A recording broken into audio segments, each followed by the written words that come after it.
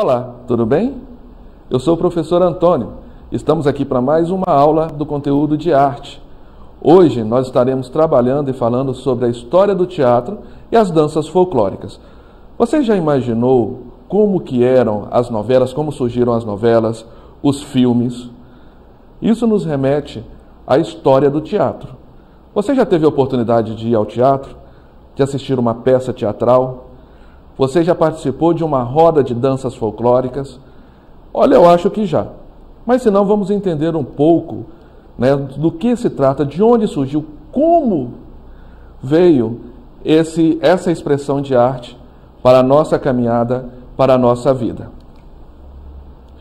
Vamos falar um pouco sobre o teatro, né, a sua história. O teatro sempre esteve presente na história da humanidade. E por meio dele o homem expressava sentimentos, contava histórias, louvavam aos seus deuses.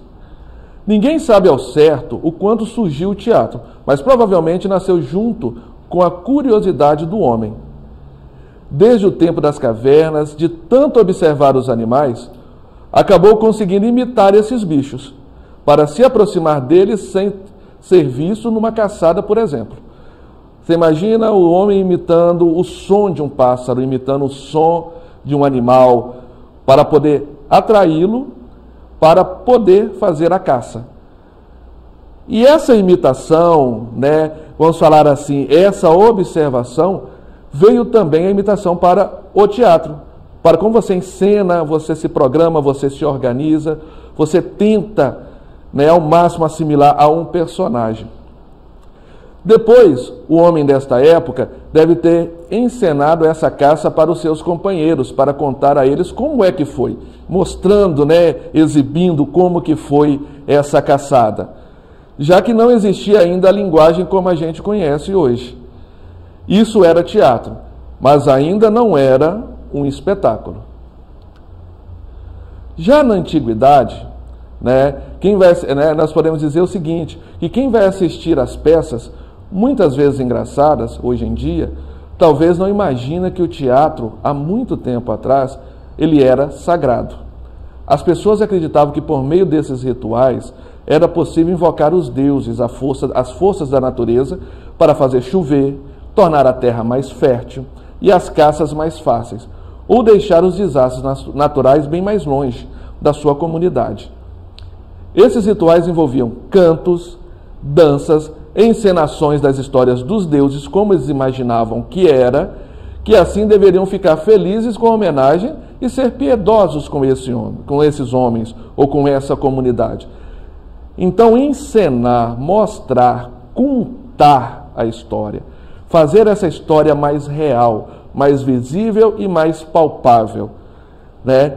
Então, essa essência do ser humano de se expressar, de mostrar e contar essa história, vem junto com a história do teatro. Aí nós vamos voltar lá na Grécia, porque se entende, ou se menos dos primeiros estudos, vem que o teatro se apresentou tanto na Grécia quanto em Roma, as primeiras peças teatrais que se tem relato, né? Então, na Grécia, o teatro surgiu nas cerimônias dos rituais gregos, como as dionisíacas, que eram as celebrações de caráter religioso ao deus Dionísio, que é o deus do vinho, do entusiasmo, da fertilidade e também considerado o deus do teatro. Os deuses gregos, eles eram muito parecidos com os homens, pois tinham vontades e humores.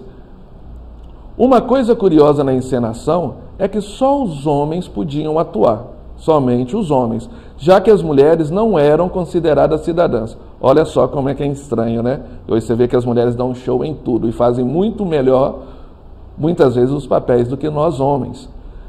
Né? Uma coisa curiosa também, que a gente pode levar, que todas as peças que iam encenar somente por homens, então quando tinha um papel feminino, eram encenados com máscaras, ou seja, por isso o uso das máscaras nos teatros. Foi aí que foi introduzido.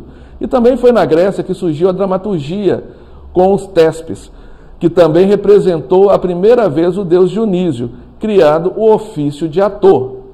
Ou seja, bem lá na Grécia antiga, nos séculos antes de Cristo, já haviam as encenações.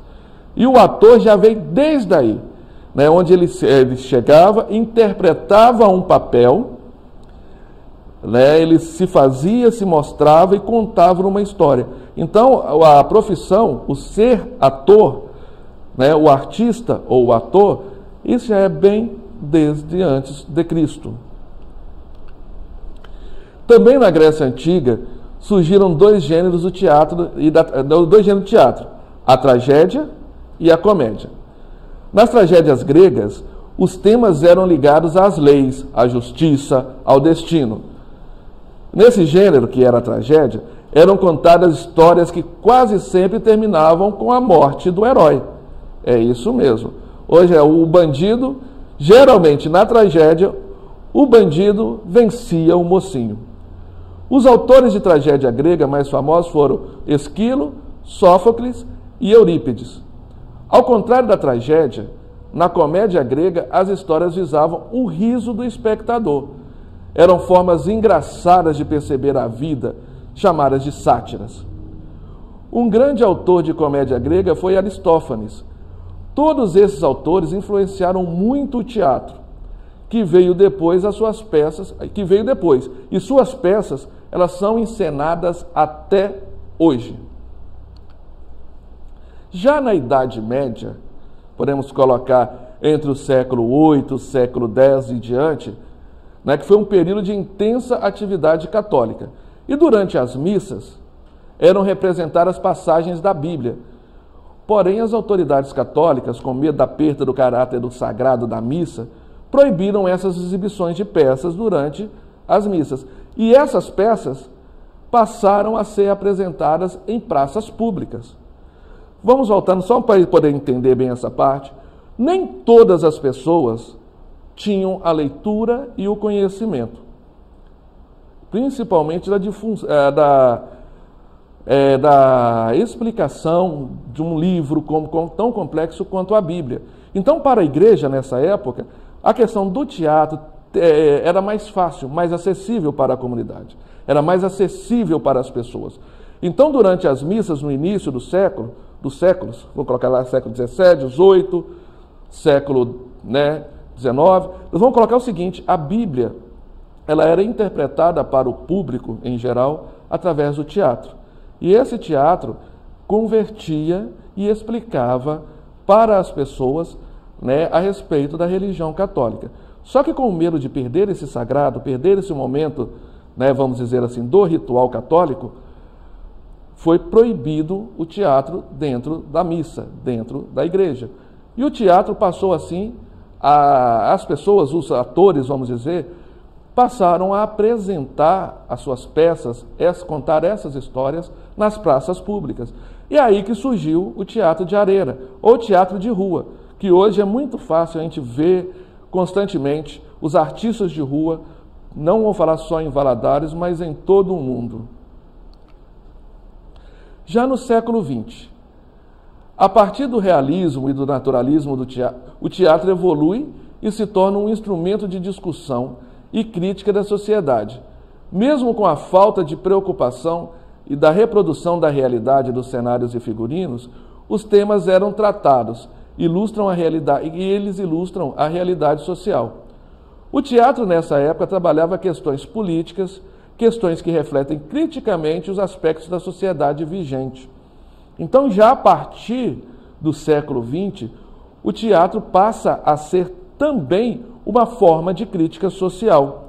Relatar também o cotidiano. Aí nós não estamos falando de deuses, de pessoas imaginárias, mas agora nós estamos falando de pessoas e o cotidiano da vida do ser humano real. O teatro passa a interpretar, né, o dia a dia do ser humano, com as suas críticas, com as suas mazelas, com as suas alegrias. Aí que nós podemos dizer que começou a história da novela e a história dos filmes, como a gente vê hoje. Mesmo que o teatro não tenha, vamos dizer assim, o que tem hoje as novelas, que é a capacidade grande de você ter um figurino, locações, os locais mais adequados, que contem realisticamente a história, ou principalmente, né, a gente pode colocar a realidade que hoje é imposta e colocada para os filmes, né? O teatro não tem essa magia, né? Vamos falar assim, essa tecnologia, mas o teatro tem a grande magia de emocionar, de fazer pensar, de levar ao outro, ao assistente, aquela pessoa que assiste né, a peça teatral, a emoção real, a emoção do momento. Se você for ao teatro e assistir a mesma peça, só que em sessões diferentes, você vai ver que em cada peça você vai ter um sentimento diferente. Porque mesmo sendo o mesmo roteiro, o artista, ele vai expressar o sentimento daquele momento. Então nunca uma sessão do teatro vai ser igual à outra. Porque o teatro ele tem essa magia de estar interagindo também com a plateia. A vibração da plateia, ela passa automaticamente também para os atores que estão ali no palco. Então, o teatro também é mágico, porque o telespectador, aquela pessoa que está ali assistindo, ele também faz parte da peça, ele interage junto com a peça. E o teatro hoje? Dá para perceber que com tantas influências, o teatro de hoje é uma arte muito rica. Existe a ópera, o teatro de bonecos, o teatro de luzes, que também é muito interessante, né? Os musicais, o teatro feito em espaços alternativos, né? E entre outros. Quando apareceu o cinema, há mais de 100 anos, muita gente previu o fim do teatro. Falavam que o cinema iria substituí-lo, porque podia criar histórias com muito mais semelhança com a realidade. Ainda bem que isso não aconteceu. Nós podemos dizer que o teatro é o pai, é o avô da novela quando conhecemos, da televisão como conhecemos, do cinema como nós conhecemos. Então, esse tipo de arte, essa expressão artística, que é o teatro, que é a peça teatral, que é a formação do ator, ela é muito mais instigante a partir do momento que você também pode interagir juntamente com a história. Em muitas peças, em muitos teatros, muitas peças teatrais, podemos dizer assim, de várias companhias, o telespectador ele faz parte integral da peça. A interação com o público, ela faz parte integral da peça. Então, como eu falei lá atrás, cada peça, cada sessão, ela é única por causa da participação do seu público. E nós podemos também destacar que faz parte do nosso calendário municipal, o Festival Nacional de Teatro, o FENTA, que é uma semana que movimenta toda a nossa cidade com artistas regionais e artistas de cunho nacional e até internacional, para a gente poder participar, interagir e ter essa inserção dentro do mundo do teatro. Agora vamos falar um pouco das danças folclóricas, que também, quem nunca viu uma dança de roda, quem nunca participou de uma dança de roda? Olê, mulher rendeira, olê, mulher rendá. Você já ouviu com certeza. Isso faz parte da nossa cultura. Isso é no Brasil, é da cultura brasileira. Você contar a história do nosso povo também através das danças. O que são danças folclóricas? São danças danças folclóricas são formas tradicionais de danças de um determinado povo ou comunidade. As danças sempre foram um importante componente cultural da humanidade e têm sua origem e finalidade diferente, passadas de geração para geração durante um longo período de tempo. O folclore brasileiro é rico em danças que representam as tradições e a cultura de uma determinada região. Por exemplo, nós temos os índios, as comunidades indígenas, que já celebravam, por exemplo, uma caça, dançando e cantando, dançando em roda. Nós temos também relatos da cultura africana. Por exemplo, a capoeira é uma dança, além de folclórica, ela é da cultura africana, que veio disseminada dentro do nosso povo. E nós podemos também destacar, entre as danças folclóricas, que são ligadas também a aspectos religiosos, festas, lendas, fatos históricos e acontecimentos do cotidiano e de brincadeiras. Podemos cantar, por exemplo, Atirei o Pau no Gato em roda. plantei um pezinho de alface. Olha só como que é legal. As danças folclóricas brasileiras caracterizam-se pelas músicas, com letras, na maioria das vezes, de rápido entendimento e com temas da região, com figurinos, adereços e cenários representativos do local, daquela determinada região. Essas danças são realizadas geralmente em espaços públicos, como praças, ruas e largos. As danças folclóricas podem ser classificadas e coreografadas conforme o número de participantes. Elas podem ser separadas em solistas, quando existe só um dançador, como por exemplo o frevo, de par enlaçado como a valsa, de par solto como na chimarrita, e podemos haver também aquelas em que o par se enlaça e se separa, conforme as marcações. Exemplo, as cirandas, a quadrilha. Algumas danças, como as primitivas e antigas, são de roda, pois nela os participantes fazem roda, ficando o dançador ou o par no centro, como no caso do samba de roda ou do batuque. Muito bem. Espero que tenha dado para você ter uma pequena noção sobre o nosso teatro, a história do teatro e sobre as danças folclóricas. E para acessar a nossa plataforma SMED GV, basta apontar a câmera do seu celular para a imagem que aparece aqui no canto da tela e se inscrever no nosso canal do YouTube, que é o SMED GV. Muito bem, fique bem, se cuide e até a próxima aula.